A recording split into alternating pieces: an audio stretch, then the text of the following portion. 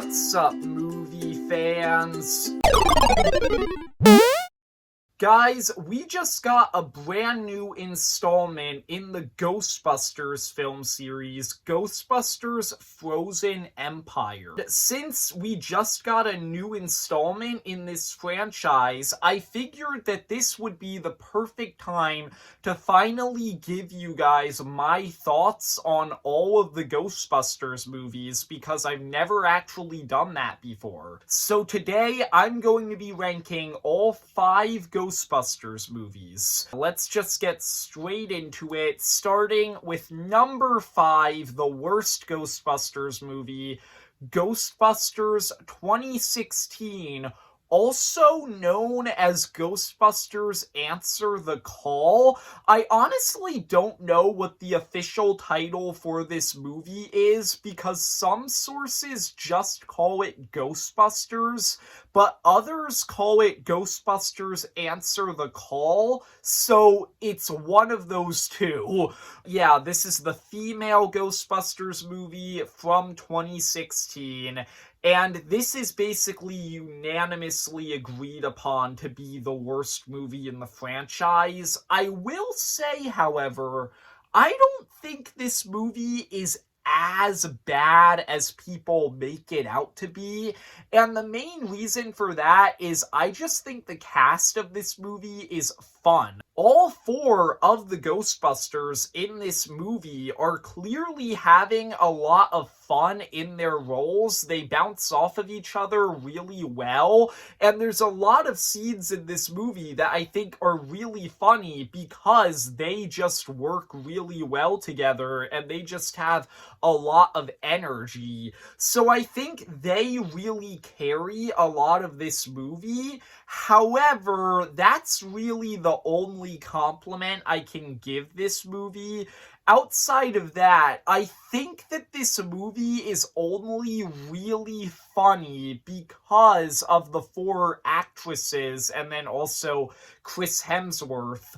But the script itself, I don't really think has any, insanely memorable jokes that really jump out at me that I really remember that well. I don't think that the movie has that great of a story. A lot of elements of it are just copied from the original Ghostbusters. There's not a lot of originality here. I feel like it became clear to me as I was getting to the end of this movie that this movie was clearly supposed to have some sort of emotional core to it with the friendship between the 2 main characters of the movie, who I can't really remember the names of.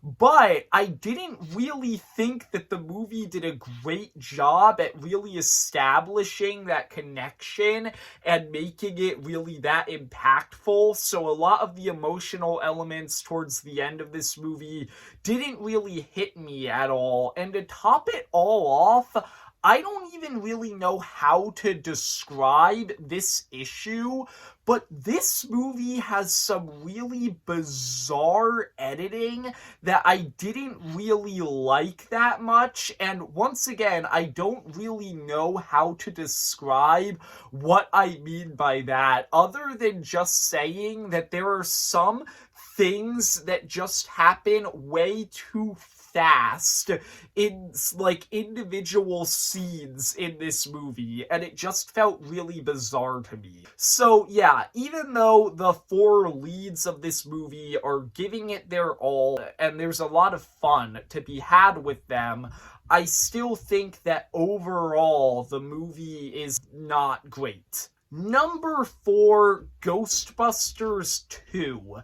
And this is just a movie that's never really worked for me. I know that there's a lot of people who do really like it, and I can see why, because this movie has the original Ghostbusters cast, and they are still just as fun as they were in the first Ghostbusters movie.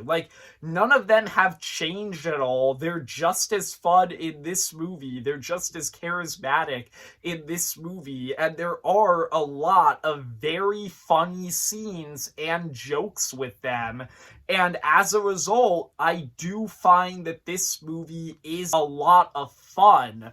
But I think that this movie has a plot that just doesn't really work for me that much. I think the main problem with it is that there are a ton of elements in it that it just straight up copies from the first movie. Like, if you look at the first Ghostbusters and the second Ghostbusters plot-wise, they basically have the same basic plot structure, where at the beginning of the movie, the Ghostbusters are kind of down on their luck, they're not doing very well, then suddenly a bunch of ghost sightings start happening all throughout New York.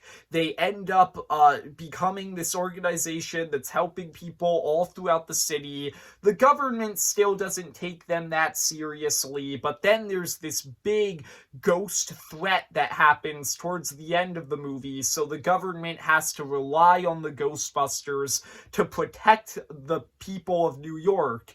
That's the same basic plot structure of both of these movies. So a lot of the elements of this movie's plot are just copied from the first movie, and the ones that aren't are just weird to me. Like, I don't really like Vigo as a villain that much. I don't like his plan of coming back to life in the body of a baby. Like, a lot of that stuff was really weird to me.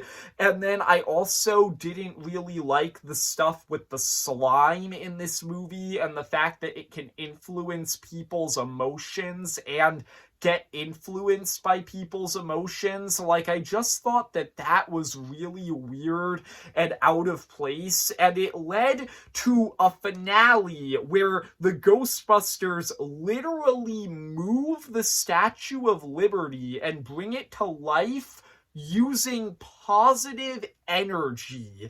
And that's just so weird to me. I've never really been able to get behind that. So yeah, it has a lot of fun moments, but this is a movie that just isn't as cohesive or original as the first Ghostbusters. Number 3, the newest installment in the franchise, Ghostbusters Frozen Empire. And I did just make a review of this movie, so I'm not going to go too deep into my thoughts. If you want to see my thoughts, then watch that video. But basically, I think it has so many characters that are so much fun together. It's definitely really cool to see all of these different Ghostbusters from Afterlife and from the original duology interacting with each other.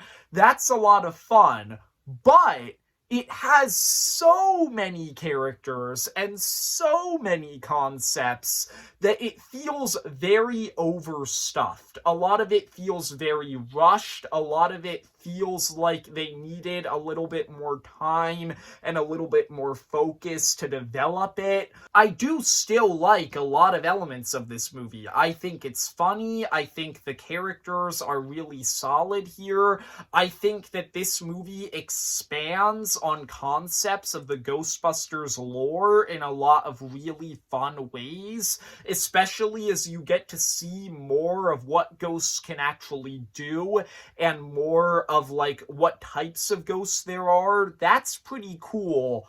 But I think that overall, this movie just has way too much going on, and I think that they needed to kind of condense it down a little bit and focus on the more important plot lines rather than filling it with so many different subplots and characters. Number 2, Ghostbusters Afterlife. And to me, this is just an incredibly solid legacy sequel that honors the original movie in just so many great ways. That's really the main compliment that I can give to this movie. It honors the original, and as a result, it feels super satisfying.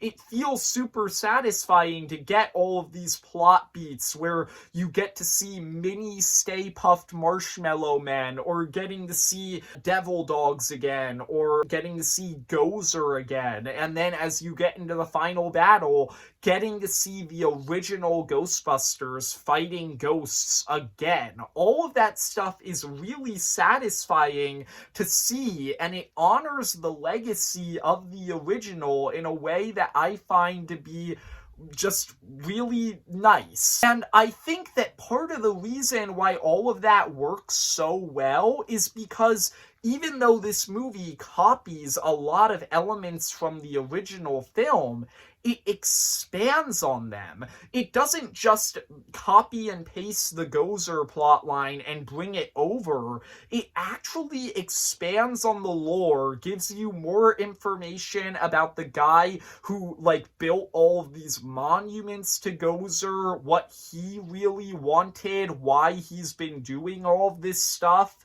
And I find that as a result, it's able to get away with a lot of the fan service elements because it does expand on those elements. And then you also have the fact that the main characters of the movie are the descendants of one of the original Ghostbusters, the descendants of Egon Spengler, and as a result, you're able to have this very touching tribute to Harold Ramis. You're able to have this character, Phoebe Spengler, who acts a lot like Egon, but at the same time, she has a lot of new elements about her that make her fun and make her different from him.